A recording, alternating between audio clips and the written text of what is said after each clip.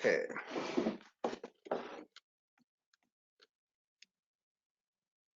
Hey, Gary. Hey, Tom, how you doing? Yeah, buddy. How's it going? I'm doing pretty good. Just got in, got settled. At first, there was no Wi-Fi, and I panicked. So, but unfortunately, the hotel Uh-oh. got it figured out just in the nick of time. So, Good. all right, let's see here. I think I've got everything together here. So let's see. So I think, there you are. There I am. I think you're set up as a co-host. And let Yep. me just double check something here real quick. I think, hey, we're already live and recording. How about that? Hi, everybody. How's it Um, going? so what I'm going to do is I'm going to pass control. Hang on one second here.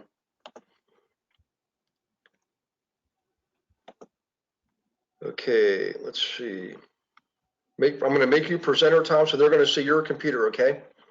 Okay. So hang on one second.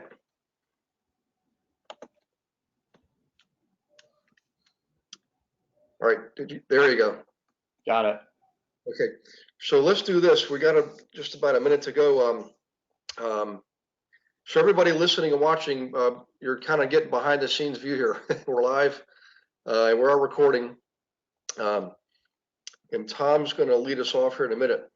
So before we do, a little bit of housekeeping, guys. As always, if you're on now, of course, you're on live. If you're watching this in recorded mode, it means it's after today's date, which is the 15th of May, excuse me. So regardless, always make sure you get the email from Beverly the next day. Open it up and look for any instructions she's given us to, updates to the systems, the platforms, things like that. And there are some pretty significant changes coming down the pike here. We don't have the schedule, the rollout schedule, but we'll make sure everybody's informed. But in there, she gives you all that information that keeps you current with things. And for anybody who's new, this is your first one. You'll notice that by default, you're in mute mode, and that's by design because you can't have 100 people being live audio at the same time, obviously. But you can use your question box to post questions. So on the right-hand side, you should have a panel with a question box. You can post your questions. Now I'm gonna send you one right now, and just ask you just to make sure if everything is okay on your end. So can you see mine and Tom's screens and hear our voices? So that's coming your way over the airwaves. I'm going to open up your question box. Make sure everybody's okay. So if you can let me know, guys, just say yes, I can. Audio is fine, video is fine. It looks like it's okay on our end, but just want to make sure it's okay on your end. So let me just check the 10 list.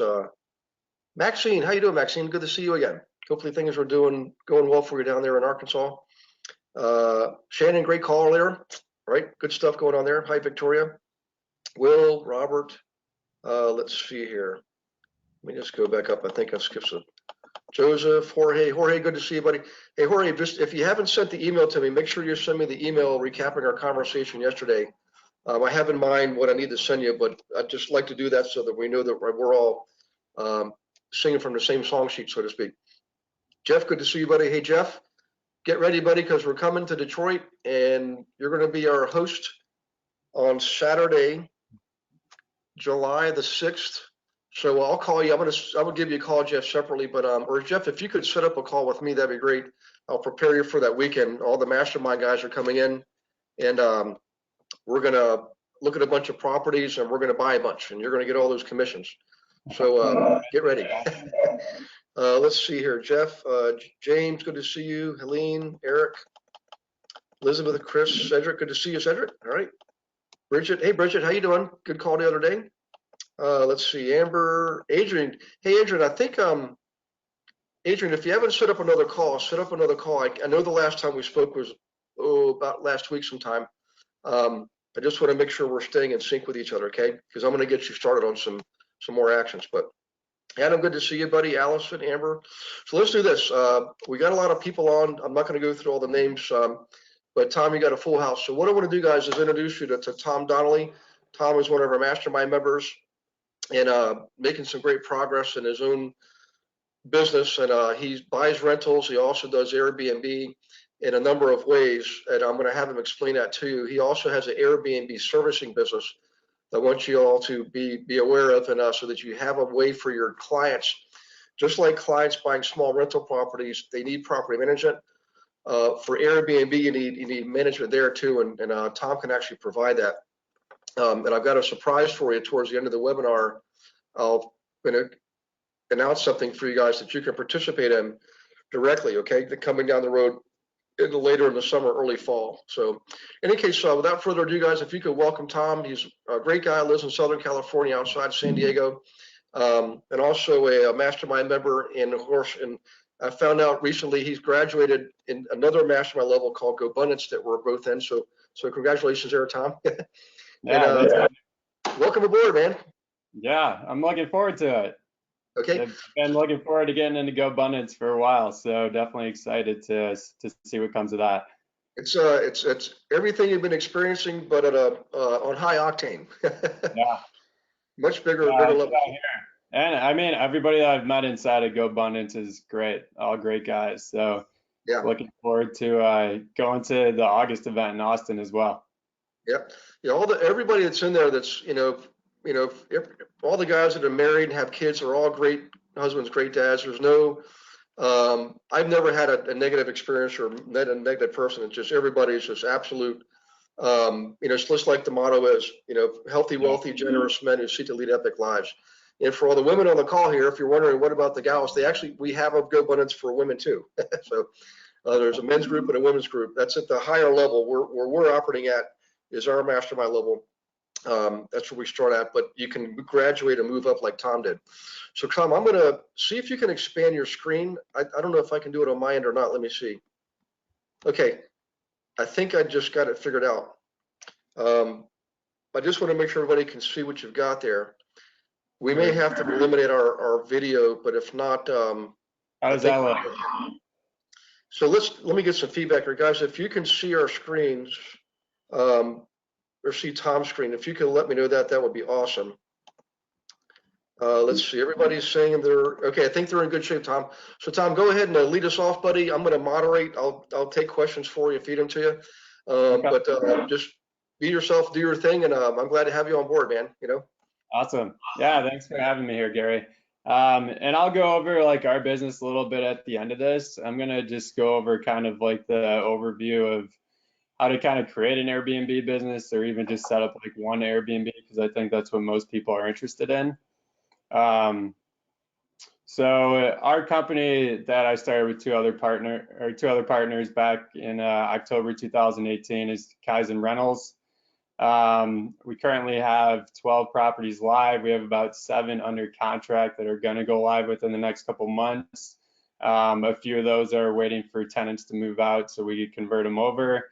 And then a couple of them, we actually have owners remodeling them to be specifically for Airbnb. So we have one up here in Oceanside in San Diego that our owner's completely remodeling. He's turning it into like this 1950s beach theme, so it's going to completely stand out from all the other listings in the area. We know it's going to increase the average nightly rate, so we're looking forward to that property. We have a couple more of those coming down the pipeline as well. So yeah, just starting off, I guess when I created this business with my two other partners, Austin and Jeremy, we defined our why. Kind of like what was our vision for the company and why did we want to get into Airbnb? And I basically put, our 3 kind of main points, which was 1, build a business, 2, create some extra cash flow and passive income, and then 3, the quest for financial freedom. So when we started this whole idea and we kind of met together for the first time, my one business partner, Jeremy, had just taken a course. He was excited about it. And he wanted to just get a couple of these live just to create some passive income.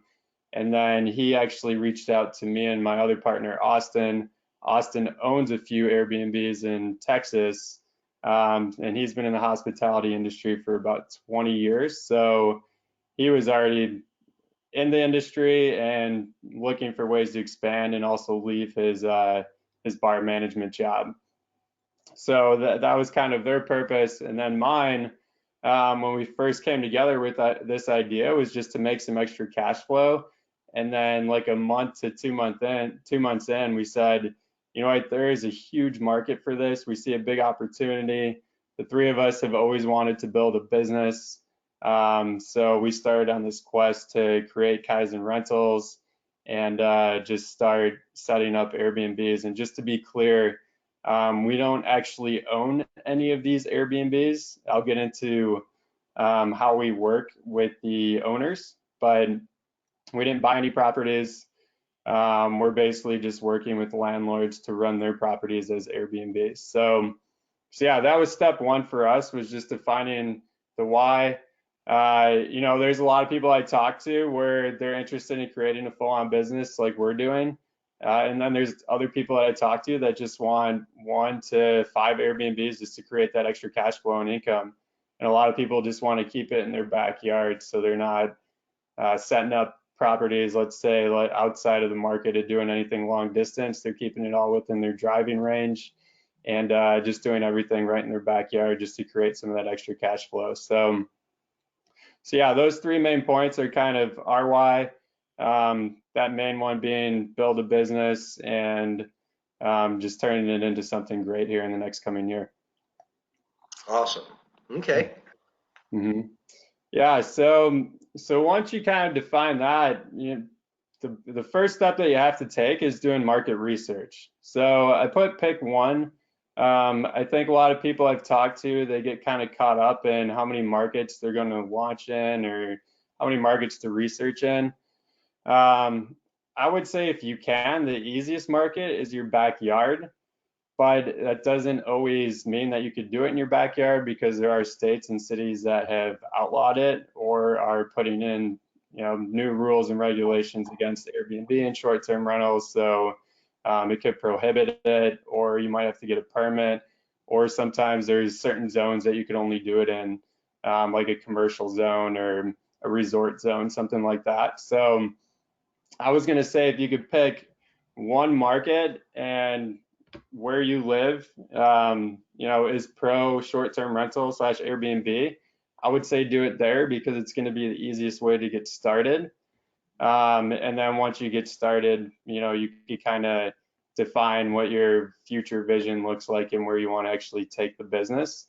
But yeah, if you could do it in your backyard, definitely do that, because once you start getting some interested landlords that you're talking to, you could drive to the properties, make sure you actually want to set it up as an Airbnb, and then get your team in place locally, which is going to be a lot easier than if you're trying to do that long distance from a different state. So once you define your market, the next thing is to check the rules, regulations, and then basically just see if there's any permitting and laws that you need to abide by. So for example, like here in San Diego, there's multiple submarkets within San Diego. So what works in Oceanside could be completely different than what works down here in Pacific Beach, where I live, and then getting farther south towards Mexico, Imperial Beach. All of these different submarkets have their own permitting and laws that you have to abide by. The easiest way to find those is by calling the county clerk's office and just tell them what you're trying to do. That you're going to basically set up some short-term rentals. You're going to list them on Airbnb, VRBO. They will actually point you in the right direction of who you need to talk to. So once you call them, just tell the person that picks up what you're looking to do, and then just ask them to basically transfer you over to the person that you need to talk to. And while you do that, definitely get an email address if you can from the first person you talk to, because a lot of the times the person that they recommend you to isn't going to pick up the phone, which we found out early on. So, and a lot of times they won't call you back. So if you could get an email address and start harassing them that way, you could get some of that information a lot quicker than if you're just trying to call them, because I've realized some of these people, they don't want to jump on a call if they don't have to. I don't know if that's just, the new era of doing business, but if they could do everything via email, they'll send you everything through email. So just a little tip there. And then the other part is just using Google search. You could find a lot of information here. So an example of this is just typing in the market that you're looking to launch a couple Airbnbs in, see if there's any short-term rental laws, and you will definitely pull up some recent articles. A good example of this is Gary. I was on a call with Jason Chippenow today, and he's introducing us to a couple brokerages, and we had a call with one today in Asheville, North Carolina. And I just Google searched it, see if there's any short-term rental laws, found out that there was a bunch of permitting passed for like certain zones last year. And I mean, just pull up the article, basically gave a quick like overview of all the laws that they have in place, and basically like any permits that you have to get within the city. So it's another quick way to do it. I like to do both, call the county clerk's office, also do the Google searches, because that way you can match up all the information that you get, and then make sure that everything's aligned. And if it's not, make sure you figure out if there's some kind of roadblock. Just make sure that you get that completely resolved before you actually move forward with the property, because the last thing you want to do is get something live and then you get it listed on Airbnb a month, 2 months later, you get $1,000 fine because you can't be listed within that submarket. Yeah. So yeah, next step, after you do some market research, really it's as easy as just starting to call and just reaching out to landlords. Craigslist and Zillow have been our biggest movers in terms of getting properties on board. The one thing I will say here is, like, be honest with landlords and don't overthink it. So what I mean by that is, you're calling somebody who's looking to basically rent out their property and make money on it. It's most likely an investor. Most investors have more than one property, so a lot of them already understand Airbnb and the reason for turning the property into short-term rental versus getting in a long-term tenant. So just call them and basically tell them what you're doing, and you could basically do this two ways. So I'll say the easiest way to start working with a landlord is basically signing a lease. It's also the most risky way. So if you call somebody and you say, hey, I saw your ad on Craigslist, you're asking for $2,000 a month in rent, I'm interested in renting your apartment, but I need the opportunity to basically list that on Airbnb and other short-term rental sites, and I'm gonna run my business through it, and I'm gonna pay you $2,000 a month in rent. They'll say, okay, or most of the time they're gonna have a lot of questions for you. They're basically gonna say, okay, well, if I do that, you're gonna need to pay me more money, which often you can offer them a couple $100 more in rent, just depending on how that property analysis comes back. And then the other way that you could work with property owners is through a co-host model. So let's say you go on Craigslist, and within your market, you're just searching fully furnished properties. You could call that landlord and say, hey, I want to run this as an Airbnb. I'm going to give you 75% of all the gross revenue that comes in each month, and I'm going to keep 25% to run my business, basically take care of the listings, take care of the guests, the cleanings, the inspections, and basically just streamlining the service and running your business. That way is a little bit more difficult to get landlords on board because they are in the mindset that they want to rent their property to a long-term tenant, and they want somebody signing a lease and giving them guaranteed income every month. So if they're asking for $2,000 a month in rent, and you call them and say, hey, I want to co-host your property, I'm not going to guarantee you that $2,000 a month in rent, but I ran an analysis on your property. I think we can make you $5,000 a month in rent, and we're going to give you, let's say $3,500 of that. but I'm not going to guarantee it. It starts to get the wheels turning, but a lot of landlords don't want to go that route because it's more risky and you're not actually guaranteeing them a minimum amount that you're paying them per month. So starting off, we did most of our units through leases because it was the easiest way. We wanted to get our business started, get things off the ground, and basically just get things in motion so we'd start building up momentum and confidence. So we signed a few leases. We furnished up the places, which can cost anywhere from $5,000 to $10,000, and beyond that if you're doing a luxury property. So it got very expensive very quickly. We realized it wasn't the best way to scale. So most of the properties that we do now are co-host properties where we're giving the owner a percentage and then we're taking a percentage for the listings. Now, I wouldn't say that we won't sign any more leases because we will. We're just a lot more particular on which leases we sign just based on the property location and then the opportunity, so how much money we could actually make on it. What's interesting, Tom, too, is just my exposure, not just with people who own Airbnb, but also as a consumer myself, is it's the former that I think most people think, well, that's how you do it. If you don't buy the property, you get it under a lease, almost like a master lease that gives you the right to sublet. But the reason I love doing these things, and I'm so glad you're on here educating us, is you just told us that, quite frankly, it's the latter approach that sounds like it's actually the better approach long term, which is almost like counterintuitive to a lot of people. So, matter of fact, people are chiming in now. Would you mind if we took a quick second here, Tom, like to field a couple questions? Okay. Well, first thing, I want to make a comment to you also. Kudos to you for naming right up top market research before you start taking action. And I just had a great call today with one of my favorite students, and same thing.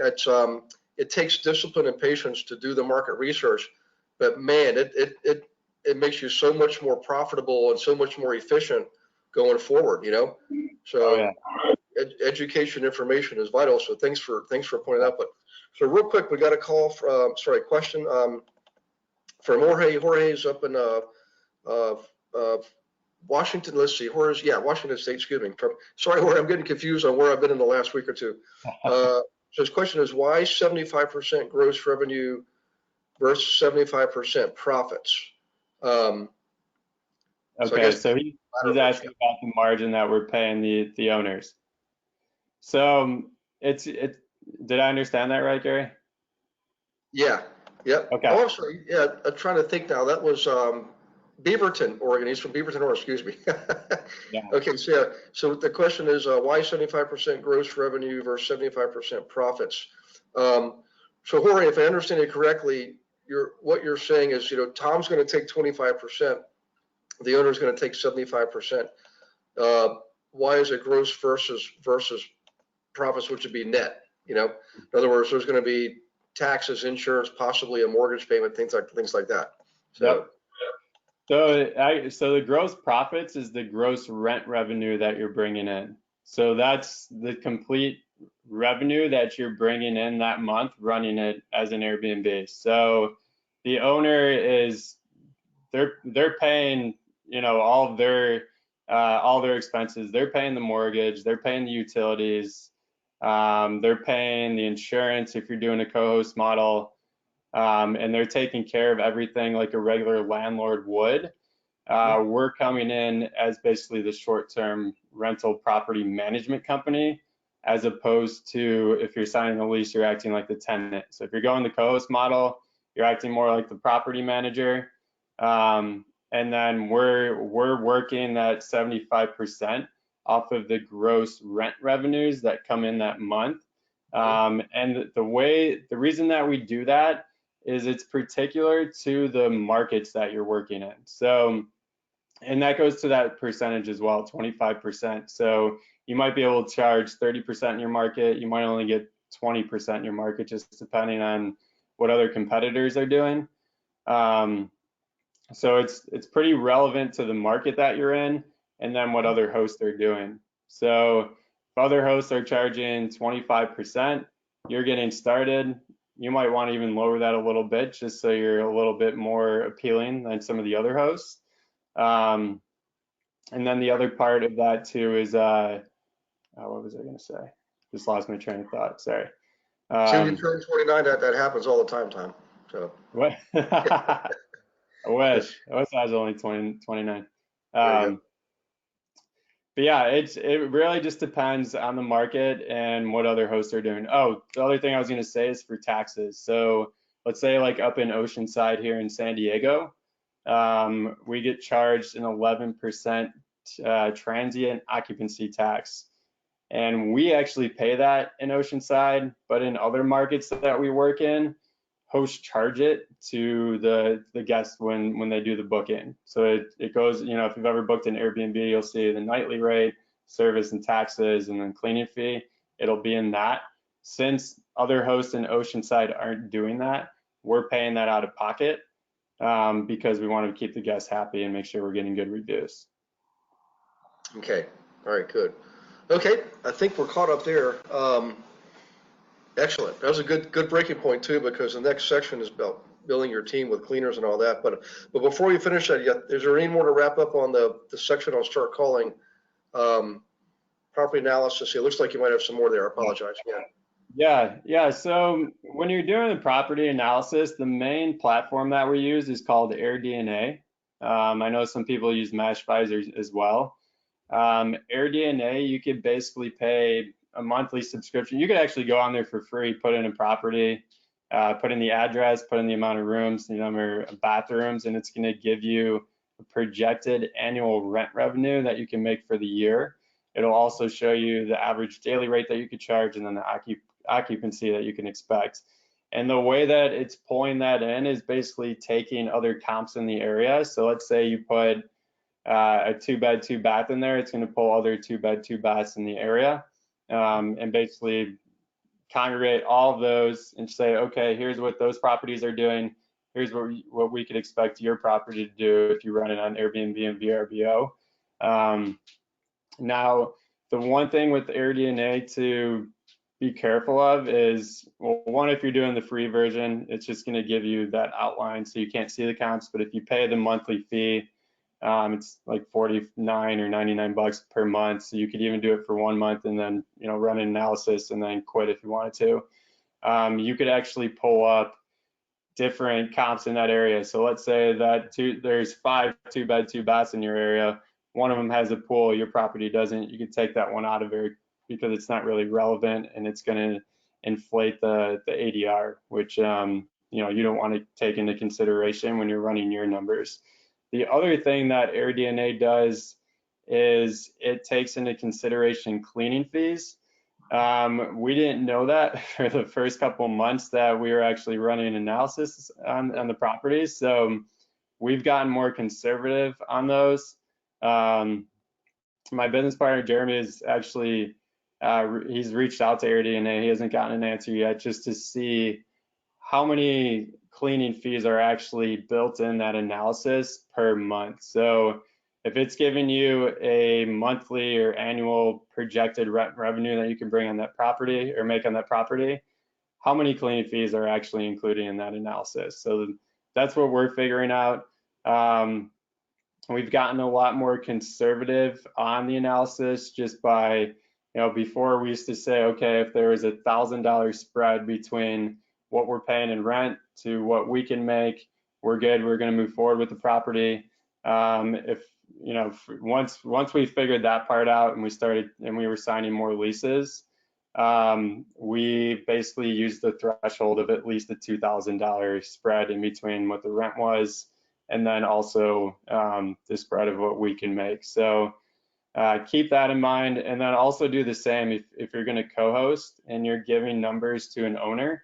If that number is coming back and it's saying you can make $5,500 a month, you know, minus whatever their percentages and your take. So let's say, you know, it could bring in $5,500 a month. You're paying them 75%, so $4,125. You might want to be conservative on that and actually lower that number to like $3,500, $3,600. And then, you know, hopefully that property is going to over deliver once you get it listed. Okay. Hey, just a clarification here from Victoria. Hi, Victoria. How you doing? Victoria Nessens, she's asking, It seems that if you split the gross, you are paying all expenses, or does owner pay expenses out of that as well? How are expenses split?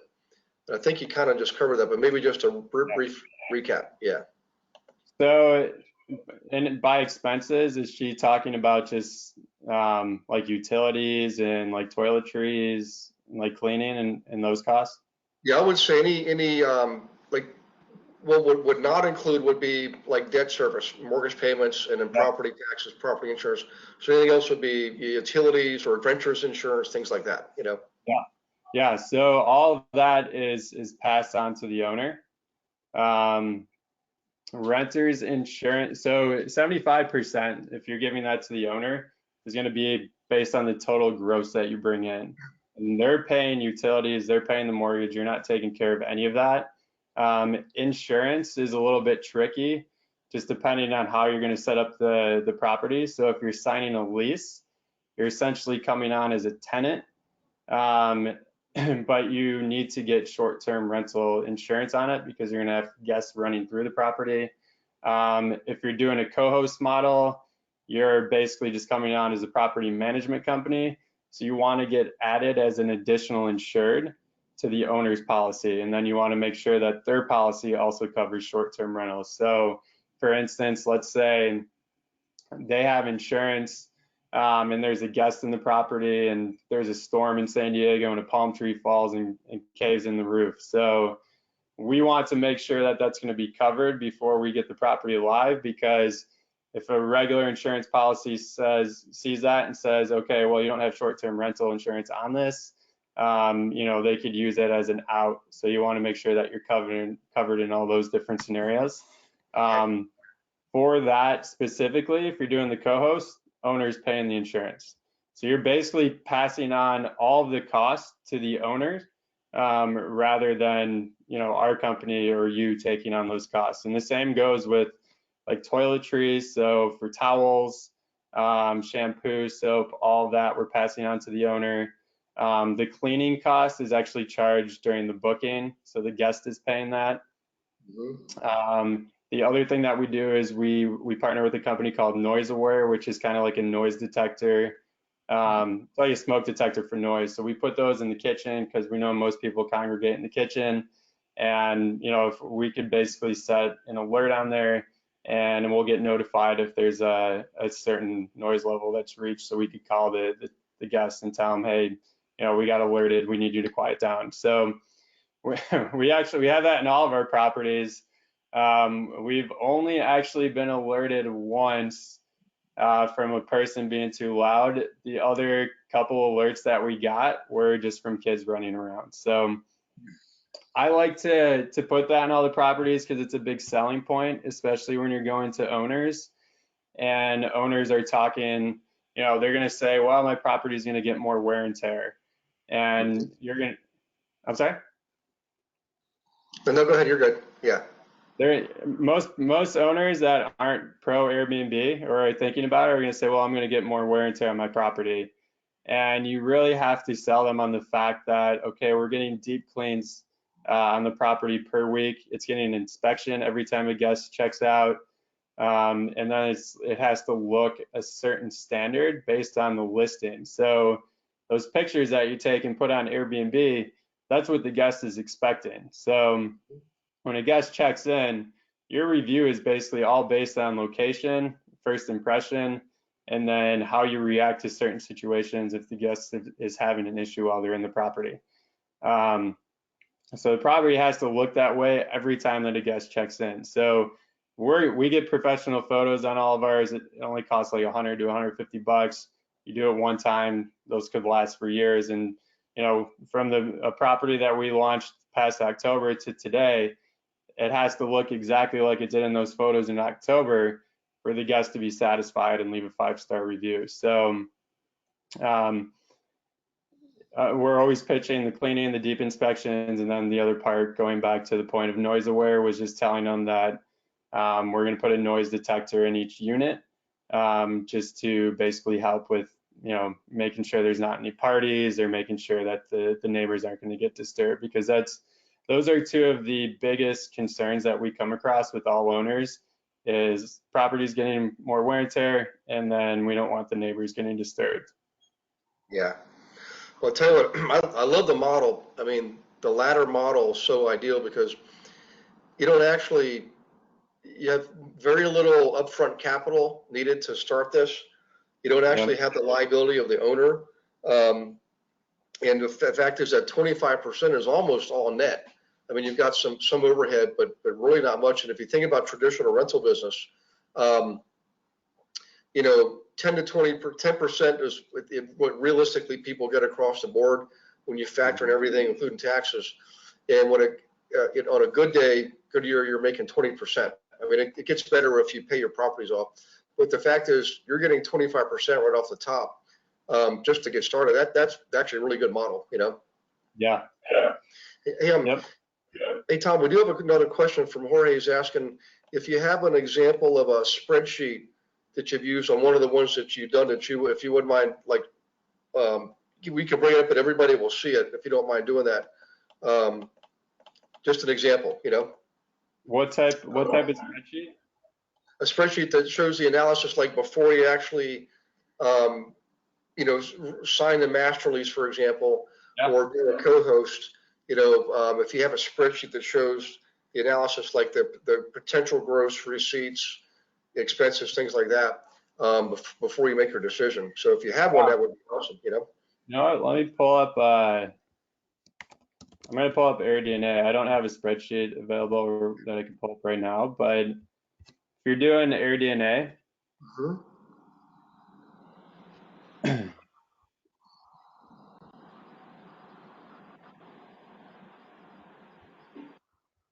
Yeah, I love this tool. I know we looked at this. You showed us this before too. This is awesome, you know.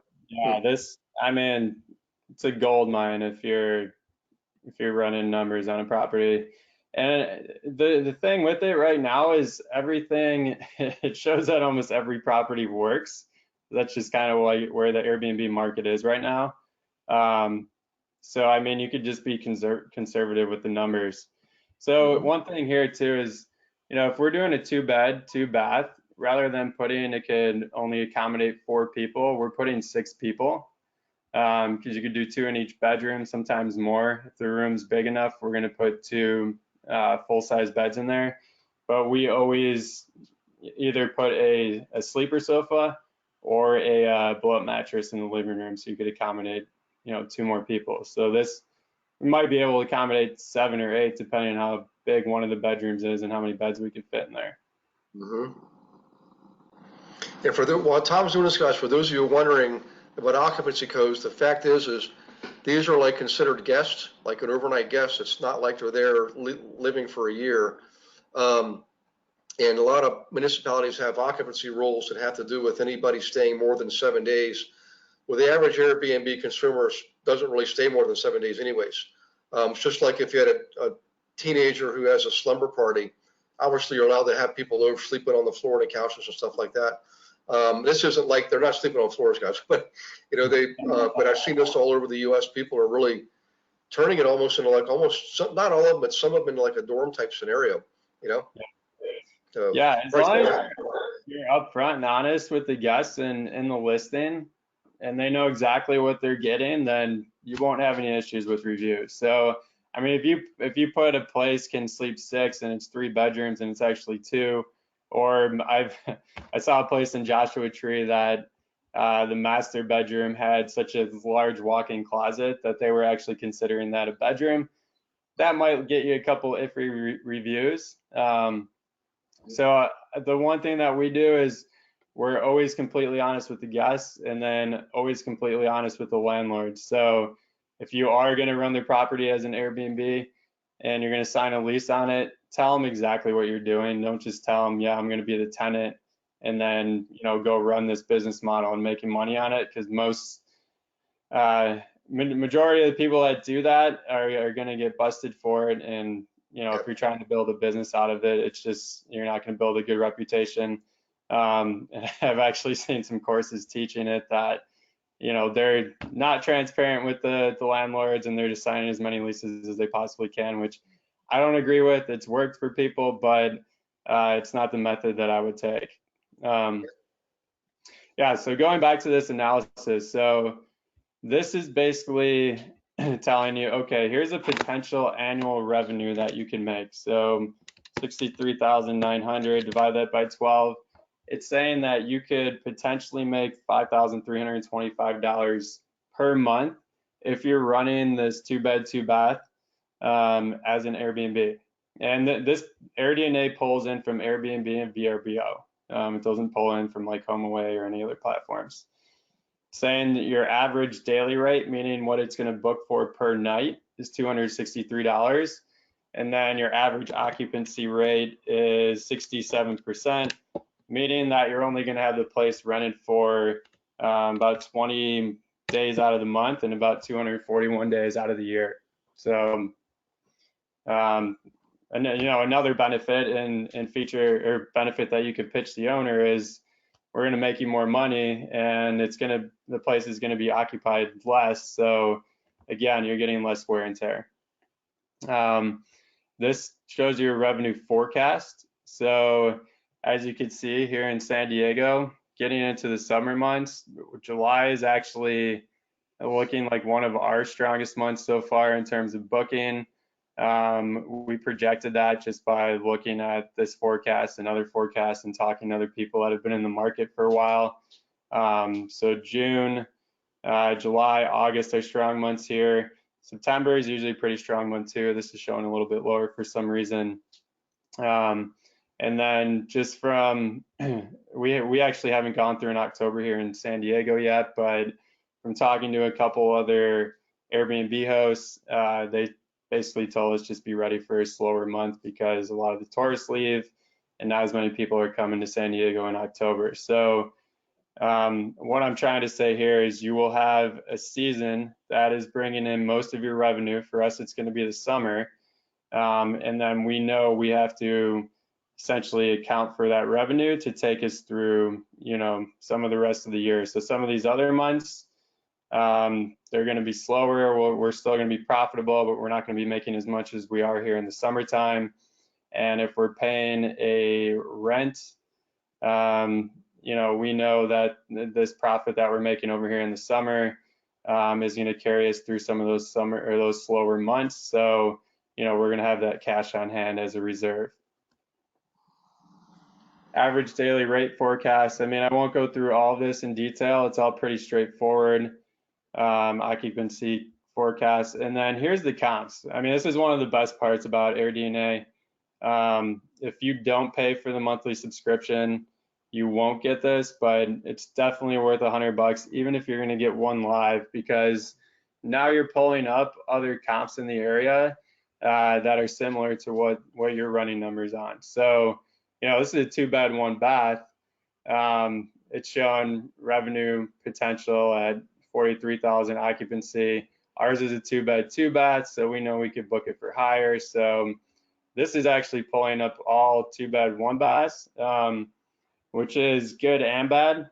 It's good in the sense that it's saying there aren't a lot of 2-bed, 2-baths available in this area, but it's bad in the sense that we can't see another 2-bed, 2-bath and actually compare that to the numbers that we're generating.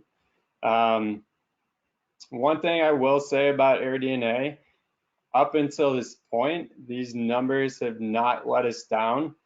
Now, again, we started this business last year, and the Airbnb market is constantly changing. There's more units coming on the market. So, these numbers haven't let us down, but I would not run these numbers one time and then say 3 months down the road, if the owner of this property wanted to work with us, base it off of these numbers. I'm going to run the numbers again to give them a clear idea of what we're going to make. Okay. So yeah, that's AirDNA. I mean, there's all kinds of good information in here. Definitely don't have time to go through all that, but yeah, that's the analysis. Did that answer the question? Hey, by the way, the screen format you have now, Tom, that's perfect. The fonts, yeah, bigger than before. Okay. Yeah, so let me see if we got any other questions. preferably before you make a deal. Okay, let's see. Okay, this is from Victoria. Does the cost stay the same each month? Oh, she's saying never mind. So yeah, I think you already answered the question.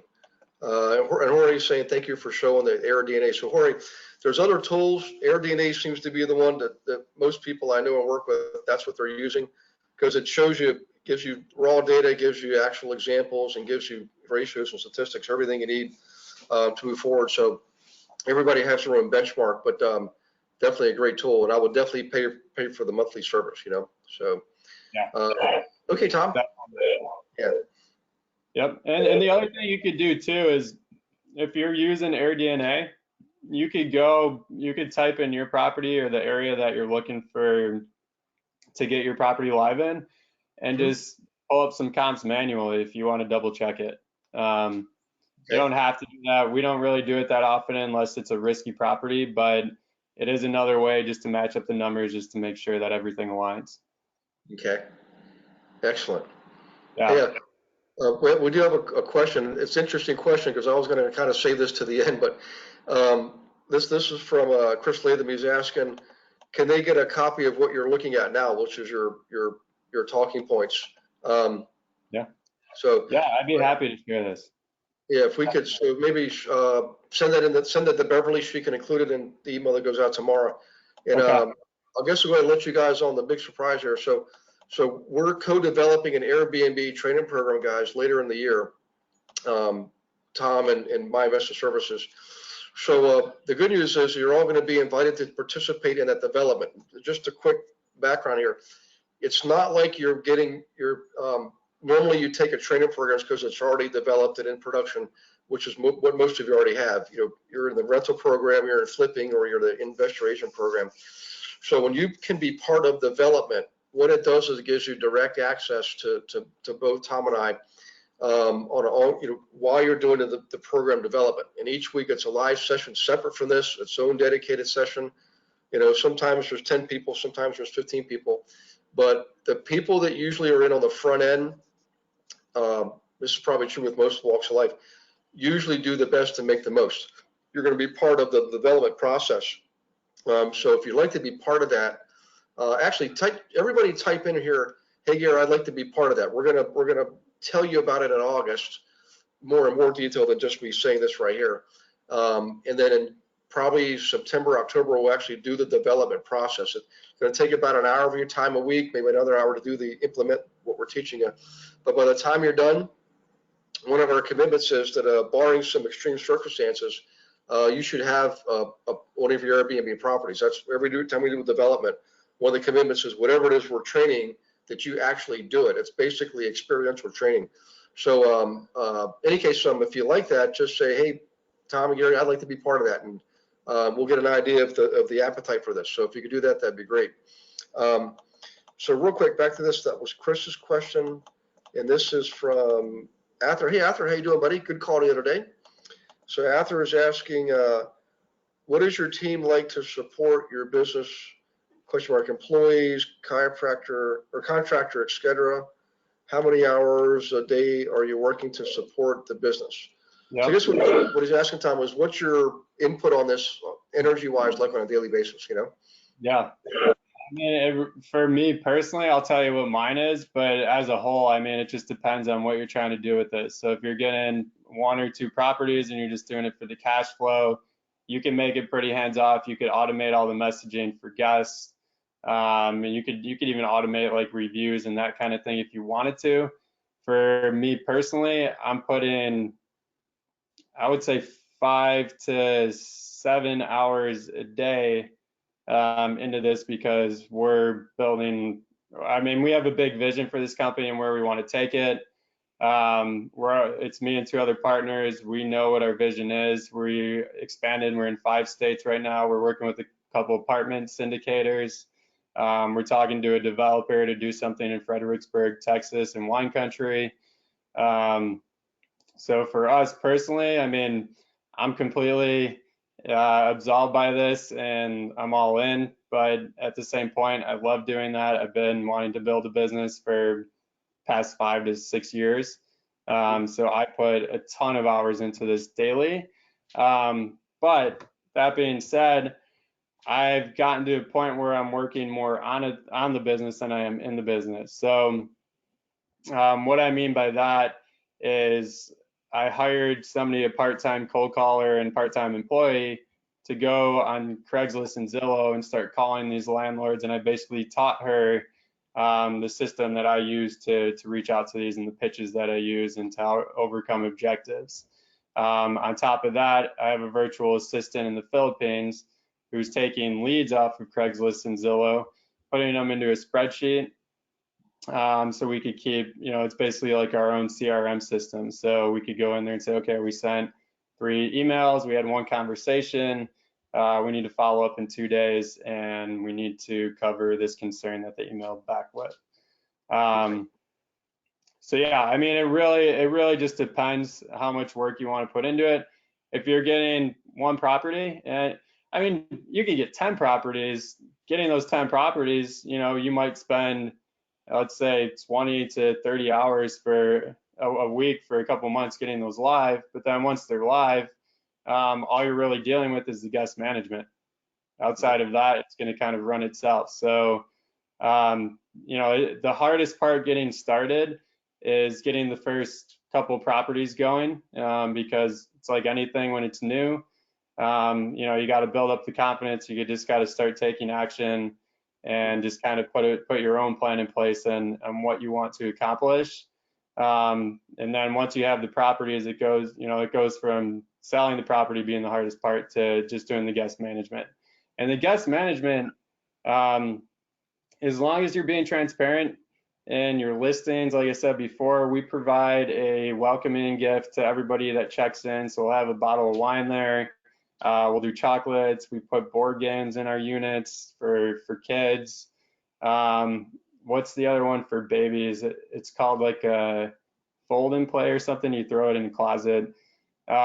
We put that in all the units. So just doing things like that just to go above and beyond, so the guests are really happy when they're there and they're less likely to reach out to us or have any issues. So main things are being transparent when you're getting the property. The second part is just setting it up correctly, and I could share some of our listings with you guys. I'd be happy to send you some of those links. Getting a good cleaner, which I didn't really cover, and making sure that cleaner is doing everything that they say they're going to do. Having them send you pictures once the place is cleaned. We found that out early by going through about 4 different cleaners here in San Diego, after stopping at some of the properties. And in one place we had a comforter missing that the guest took, and our cleaner told us that the place was ready to go for the next guest. So luckily they didn't check in yet. So getting the good cleaner, and then just being on top of things if the guest has any issues. So sounds like a lot of work, but once you start getting things systematized, it could all pretty much self-sustain itself. The main thing, once you have your target property or properties, the main thing you're gonna have to do is just be on top of the guests and making sure that you're taking care of everything from that side of the business. Okay. Cool. And I think your next section is on insurance and then listings. That's more like the advertising stuff, because that was one of the next questions was Yep. advertising. Yeah. So perfect timing. Yeah. So hiring cleaners, I'm not going to get into this. I mean, we could easily spend more than 10 minutes, but I think that's the time we have left going through like hiring cleaners, but we use Properly to do that. You could research cleaners on there. You could interview them. You could ask them for referrals. Ask them to send you a couple Airbnbs that they've worked on. Check the reviews. Make sure there's no bad reviews in regards to the cleaning. And then just set the expectations and checklists with them. So again, this is something Gary and I will get in more depth on when we create that course, because it's a very important part of the business. And then insurance is, we use a company called Proper Insurance. There's a dedicated rep for every market. So if you're leasing a property or coasting, you can work with that one rep, which is great. And if you're leasing, you're basically getting your own insurance policy, which could cost anywhere from $300 to $800 for the year, which sounds like a lot. It's not when you break it down per month, especially given the amount of revenue that you can make. And then the co-host model, you're just getting added on as an additional insured to the owner's policy. So another benefit of going the co-host way and being able to scale to more properties. The listings. So to be honest with you guys, my partner Austin, he handles all these. That's kind of his wheelhouse. So he puts all the listings. Once we close a property, I hand it off to him. He does all the listings in terms of getting the photographer set up. He'll get it out on Airbnb, VRBO. HomeAway is, we do some of the properties, you have to pay a subscription. So if we don't think it's valuable enough for that property, we won't do it. And then we're starting to get into more of like booking.com and even like corporate rentals, which we're not there yet, but we're looking into the corporate rental game just to because you could actually make more money even that way by setting prices even higher, because corporations have a set amount of budget that they could put towards lodging for their employees, and that's typically higher than what we're actually charging in a daily rate. So again, that's something we'll get into more of when we create this course, and once we have a little bit more experience with the corporate rental side on our side. And then just taking care of your guests is the last part, which I just kind of covered. I mean, you get one bad review, it could take down the property. You're gonna have to relist it and start all over. So, we're doing everything that we can to make sure that that guest has everything that they need. So, if we get a call in the middle of the day Saturday, guest says that there's not a hair dryer there because maybe the last guest took it. Either me, one of my partners, or our cleaner is going to go pick one up and bring it to them. So we're just doing everything that we can to give them a good experience.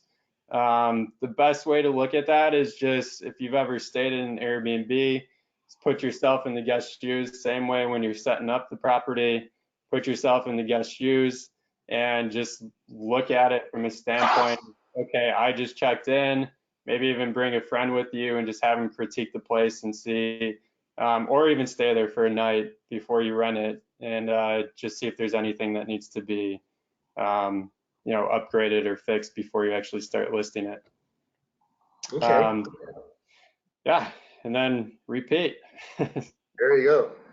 And that's pretty good stuff. And hey, I do have a question from Amber. Amber's a new student. Amber, how you doing?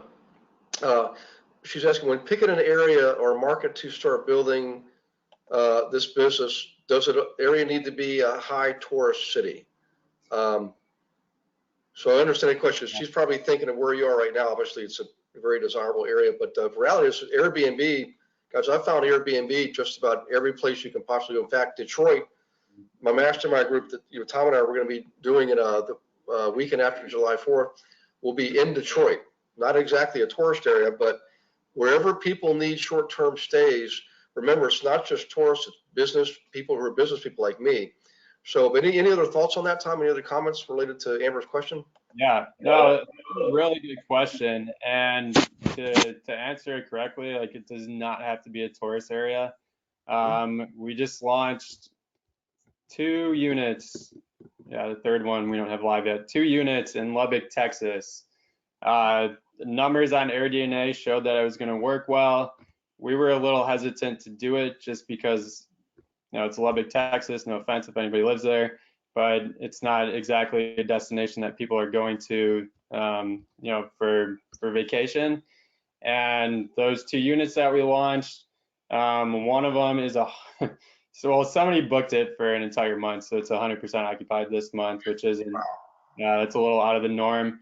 And then the other one, we're almost at 90% occupancy for May, and June is also looking like we're going to be past 90% for both properties. So yeah, I mean, you don't have to be in a tourist area. And to be honest, like, if you're not in a tourist area, there actually will probably be less competition for you. So like for us, we're building we've built and are building a full-on business out of this. San Diego is a competitive market going into like a Lubbock, Texas, and we're talking to some brokerages in like Pigeon Forge area and just different parts of the country. There's actually less competition, but there's a lot of interest for Airbnb. So you get a lot of people that are interested in actually doing Airbnb. They have no idea how to do it themselves, or they've tried it for a couple months, realized it was too hands-on with the guest management part and the listings. So they basically stopped doing it. So there's opportunity in all the markets. If you're, I mean, the biggest thing is do the market research, look at AirDNA, pull up a couple properties on AirDNA and just start researching them, show what comes back, put a 3-bedroom, 2-bath in there, put a 1-bedroom, 1-bath in there. And then just look up different reports. So there's a company called Evolve, which you could pull up short-term rental reports on. You could see what the saturation is in terms of like 1-bed, 1-bath, how many 4-bed, 3-baths there are, and you can almost determine, okay, well, there's only 3% 4-bed, 3-bath. There's a high demand for them. Average nightly rate on this report shows it's really high, so I'm going to go after those property and target 4 beds, 3-baths because there's less of them in the market. Occupancy rates will be high, and then I can make more revenue on it. Awesome. Hey, a question for you, Tom. Early on, I mentioned that you actually have a business that's in the service end of things. Some of the folks on tonight, they already had clients doing Airbnb. Some of them might be doing Airbnb themselves, and that's one of the things I've learned in the past, that it's one of the necessary parts of any business, traditional rental or assisted living, or in this case Airbnb. But would you mind touching on that, perfect? Because some of these guys may need that service actually, like right now, Yeah. If you don't mind, Yeah. So I mean, our company. Here, let me just share this with you. It's called Kaizen Rentals, and I mean, we're full service Airbnb short-term rental management company. Oops. And we're already doing this. So we're in 5 different states. For people that have actually, there's multiple ways we work with people. So we're working with agents to help them close more deals by running numbers as a short-term rental and having their investor clients buy properties that way. We've actually worked with a couple of people that have learned how to do the entire process, and they have properties on board, but they don't want to deal with the management side of it. So let's say, Gary, you signed a lease with a landlord, and then you say, you know what, Tom, I have the property. I don't want to actually manage it, so I'm going to give that to you guys. You guys take your split, and then give me the other percentage. So in that sense, you would almost be our landlord, and we would be just working directly with you. You would be working with the landlord. So we're doing that, and then the other way is, we get a lot of referrals for people that know people that just need a company to run the entire process for them. So we're working with them as well. So here's our team. This is me and my 2 other partners. Austin, he does all of the Airbnb like listings and guest management. Jeremy is essentially our operations and customer service, so he does like a lot of our account management once we close deals. And then myself and my colleague Chelsea, we do like business development and go out and get properties, and then also get creative with ways that we could work with like agents and people that already have properties to run the process for them, make them money, and then us take our share from running the process. So that's our team. If you're interested, this is my direct number. You could call or text me. My email, there's our company website. You could go on there, play around a little bit. We have a cool little video that we put together just for landlords. But yeah, don't hesitate to reach out. Like, I love getting calls from people. I love talking to people just who are interested in getting started in it, or already are started and just have questions, or just want to brainstorm, or figure out ways that we could work together. Awesome. Well, I tell you what, man, let me just do a quick scan on questions and make sure we got them all answered. I think we're caught up. But this was a fun session. It's funny because I can always tell when it's not just me that thinks it's fun, because we get a lot of engagement here. There's been a lot of engagement. In fact, I think there was, probably 80% of the people when I asked the question, that they want to be part of the development, I think about 80% of them said yeah, because it is a lot of fun. You get to be part of the actual building process, which is pretty amazing. So, in any case, Tom, I really want to thank you. Yeah, go ahead. Can I just take like one other second here just to show them like an email drip campaign that I send out to owners too. So you could even automate this. There's a plugin called like Boomerang, which will basically send emails at any time of the day that you want to, and you could basically set this up at night. So let's say you get home from your job, say, hey, I want an email to go out tomorrow at 9 a.m. And then I'm basically sending out this template to all of the leads that my VA put in the spreadsheet. So every time I have her create a lead, I have her send this bomb video, which basically introduces myself, tells them a little bit about my company, and then it's just kind of this scripted email. And then day two, if they haven't responded yet, I'm sending them this email just to keep them engaged and show them that, we're really interested in working with them. And then by day three, if they still haven't answered, I'm sending them another email. So we're doing 3 touches per lead that we reach out to.